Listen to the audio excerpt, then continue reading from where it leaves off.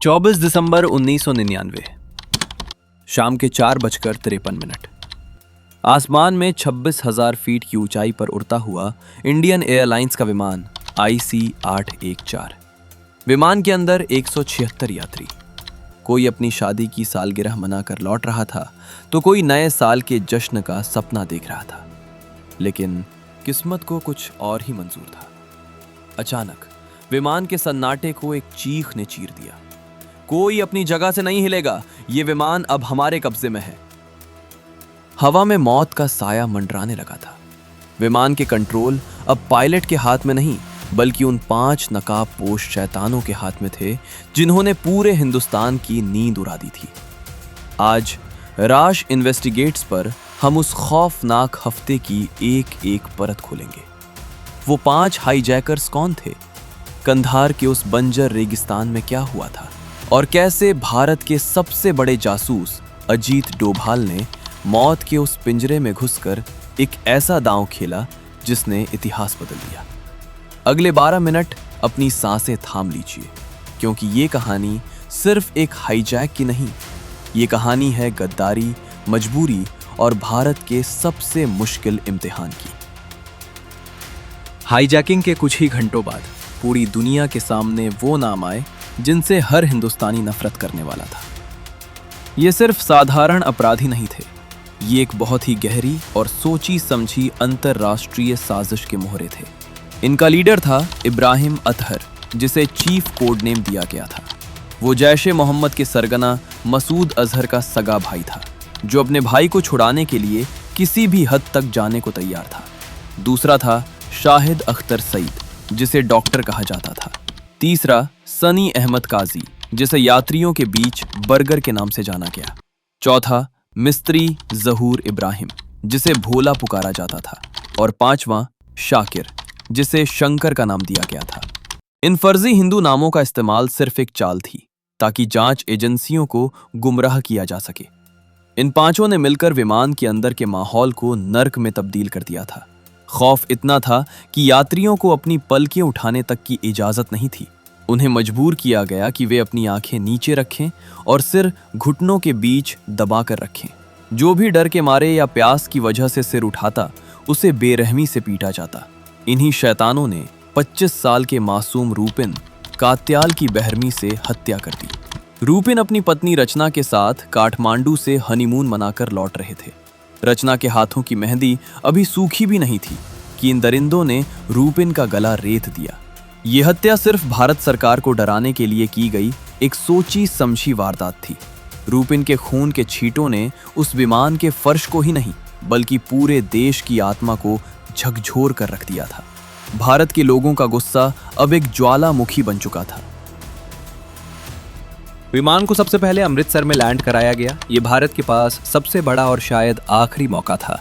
Punjab police और commandos पूरी तरह तैयार थे। योजना साफ थी, जैसे ही मौका मिले विमान के टायर पंक्चर कर दिए जाएं और आतंकियों को सरप्राइज ऑपरेशन में काबू कर लिया जाए। लेकिन दिल्ली में बैठे अधिकारियों की हिचकिचाहट और अलग अलग एजेंसियों के बीच कम्युनिकेशन गैप ने इस सुनहरे मौके को हाथ से निकल जाने दिया। कीमती मिनट यूं ही बीतते चले गए और उसी देरी ने हालात को और खतरनाक बना दिया। जैसे ही हाईजैकर्स को किसी साजिश का शक हुआ, उन्होंने तुरंत पायलट कैप्टन देवी शरण की गर्दन पर चाकू रख दिया। अब हालात पूरी तरह उनके नियंत्रण में थे। विमान बिना फ्यूल भरे अमृतसर से सीधे लाहौर की तरफ उड़ गया। लाहौर में हालात और भी तनावपूर्ण थे। पाकिस्तान ने लैंडिंग की इजाजत देने से साफ इनकार कर दिया। रनवे की सारी लाइटें बंद कर दी गई थीं ताकि विमान उतर ही ना सके। लेकिन ईंधन खत्म हो रहा था और समय तेजी से हाथ से निकल रहा था। पायलट ने मजबूरी में सड़क पर विमान उतारने तक की तैयारी कर ली। तभी दबाव में आकर पाकिस्तान ने आखिरी पल में रनवे की लाइटें चालू की। विमान लाहौर में उतरा, लेकिन ये राहत ज्यादा देर टिक नहीं पाई। लाहौर से दुबई और फिर अगले दिन की सुबह विमान पहुंचा कंधार, अफगानिस्तान का वो इलाका जहां उस वक्त तालिबान का काला कानून चलता था। जैसे ही विमान वहां रुका, चारों तरफ से तालिबान के लड़ाके रॉकेट लॉन्चर और भारी हथियारों के साथ उसे घेर कर खड़े हो गए। अब ये सिर्फ एक हाईजैकिंग नहीं रह गई थी, ये एक अंतर्राष्ट्रीय संकट बन चुका था। और उसी पल भारत के लिए मिलिट्री ऑपरेशन का रास्ता लगभग पूरी तरह बंद हो चुका था। 8 दिन तक उस विमान के अंदर जो हुआ वो किसी डरावने सपने से कम नहीं था। न ठीक से खाना, न साफ पानी, न सोने की जगह। कई यात्रियों ने तो घंटों तक अपनी सीट भी नहीं बदली, बस उसी जगह जमे रहे, जैसे डर ने उन्हें जकड़ लिया हो। ठंड इतनी थी कि बच्चों के होंठ नीले पड़ने लगे थे। कुछ लोग अपने जैकेट उतारकर बच्चों को ढकने की कोशिश कर रहे थे। टॉयलेट्स जाम हो चुके थे और पूरी कैबिन में बदबू फैल चुकी थी। सांस लेना भी मुश्किल हो गया था, लेकिन खिड़की खोलने का कोई रास्ता नहीं था। हर कुछ मिनट में कोई ना कोई यात्री घबरा कर रो पड़ता, लेकिन रोना भी मना था। एक छोटी सी गलती और सामने खड़ा आतंकी बंदूक या चाकू दिखाकर चुप करा देता। कभी कभी वो बिना वजह भी यात्रियों पर चिल्लाने लगते, ताकि डर हमेशा जिंदा रहे। लोग एक दूसरे का हाथ पकड़कर बैठे थे। कुछ लोग आंखें बंद करके प्रार्थना कर रहे थे, बस इस उम्मीद में कि शायद अगला सूरज वे देख पाएंगे। और हर बीतते घंटे के साथ ये उम्मीद भी धीरे धीरे कमजोर पड़ती जा रही थी। 8 दिन बीत चुके थे। विमान के अंदर की हालत अब शब्दों से परे हो चुकी थी। ठंड इतनी कि हड्डियां कांप जाएं। टॉयलेट्स जाम हो चुके थे और बदबू इतनी कि सांस लेना मुश्किल हो गया था। यात्रियों की हालत हर गुजरते घंटे के साथ बिगड़ती जा रही थी। डर, भूख और थकान तीनों मिलकर उन्हें अंदर से तोड़ रहे थे। उधर आतंकवादियों की मांग साफ थी, 36 आतंकियों की रिहाई और $200 मिलियन। भारत के सामने विकल्प बहुत सीमित थे। एक गलत फैसला और सैकड़ों जानें खतरे में पड़ सकती थीं। तभी भारत ने अपनी सबसे ताकतवर नेगोशिएशन टीम को भेजने का फैसला किया, और इस टीम का नेतृत्व कर रहे थे अजीत डोभाल। जब डोभाल कंधार पहुंचे तो जो उन्होंने देखा वो किसी युद्ध क्षेत्र से कम नहीं था। विमान के चारों तरफ हथियारों से लैस तालिबान दलाके और उनके साथ खड़े हाईजैकर्स। ये साफ था, ये सिर्फ एक हाईजैक नहीं था, ये एक जटिल अंतर्राष्ट्रीय खेल बन चुका था। लेकिन डोभाल ने यहाँ ताकत नहीं, दिमाग से लड़ाई लड़ने का फैसला किया। उन्होंने सीधे हाईजैकर्स से भिड़ने के बजाय तालिबान के नेताओं पर दबाव बनाना शुरू किया। उन्होंने उन्हें समझाया, अगर विमान के अंदर एक भी यात्री को नुकसान पहुंचा तो पूरी दुनिया का गुस्सा तालिबान पर टूट पड़ेगा। ये सिर्फ बातचीत नहीं थी, ये एक साइकोलॉजिकल वॉरफेयर थी। डोभाल जानते थे कि वे दुश्मन की जमीन पर हैं। हर कदम बहुत सोच समझकर उठाना था। उन्होंने बातचीत को धीरे धीरे खींचा, समय को अपने पक्ष में इस्तेमाल किया, और आखिरकार 36 आतंकियों की मांग घटकर सिर्फ 3 पर आ गई। लेकिन असली परीक्षा अभी बाकी थी। अजीत डोभाल जानते थे कि ये लड़ाई बंदूकों से नहीं, दिमाग से जीती जाएगी। उन्होंने हर बातचीत को एक खेल बना दिया, एक ऐसा खेल जिसमें हर शब्द, हर चुप्पी एक चाल थी। कभी नरमी से बात करते तो कभी अचानक सख्त हो जाते, कभी उम्मीद देते तो कभी डर पैदा करते। लेकिन असली खेल अभी शुरू हुआ था।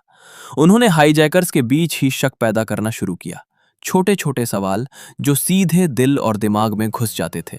क्या तुम्हें यकीन है कि तुम्हारे अपने लोग तुम्हें बचाने आएंगे? अगर कुछ गलत हुआ तो सबसे पहले तुम्हें ही मारा जाएगा। ये सिर्फ शब्द नहीं थे, ये उनके दिमाग में बोए गए बीज थे। धीरे धीरे उन आतंकियों का कॉन्फिडेंस टूटने लगा। अब वो पहले जैसे एकजुट नहीं दिख रहे थे। उनकी नजरें बदलने लगी थी, एक दूसरे पर शक बढ़ने लगा था। कभी जो आदेश देते थे अब खुद ही असमंजस में दिखने लगे। डोभाल हर छोटी प्रतिक्रिया को पढ़ रहे थे।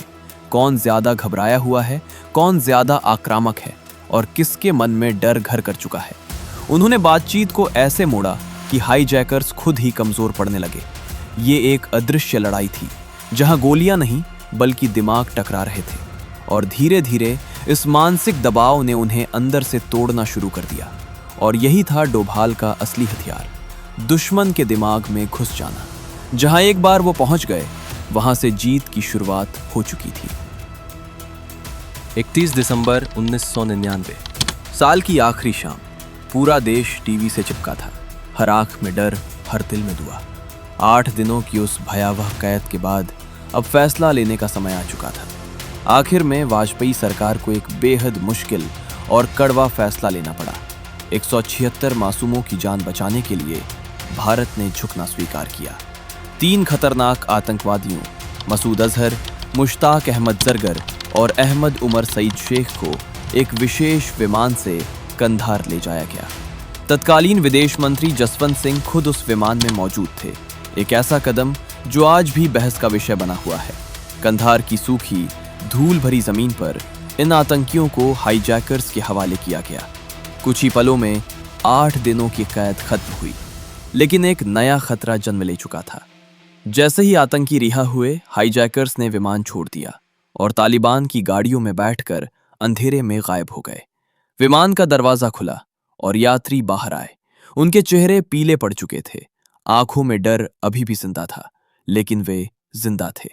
उस दिन भारत ने अपने लोगों को तो बचा लिया, लेकिन इसकी कीमत बहुत भारी थी, क्योंकि वही मसूद अजहर आगे चलकर भारत के सबसे बड़े आतंकी हमलों का चेहरा बना। और यहीं से शुरू हुई एक लंबी और खतरनाक कहानी। कंधार का वो फैसला सिर्फ उस दिन तक सीमित नहीं रहा। रिहा किया गया आतंकी मसूद अजहर बाद में बना भारत के सबसे खतरनाक दुश्मनों में से एक। साल 2001 संसद हमला, साल 2019 पुलवामा हमला। हर बार कंधार की वो रात फिर से याद आ गई। ये सिर्फ एक हाईजैक नहीं था, ये एक ऐसा मोड़ था जिसने भारत की आतंकवाद के खिलाफ रणनीति हमेशा के लिए बदल दी। कंधार हाईजैक भारत के घाव पर लगा वो नमक है जो आज भी टीस देता है। अजीत डोभाल ने उस दिन जो कूटनीति दिखाई, उसने सैकड़ों परिवारों को उजड़ने से बचा लिया।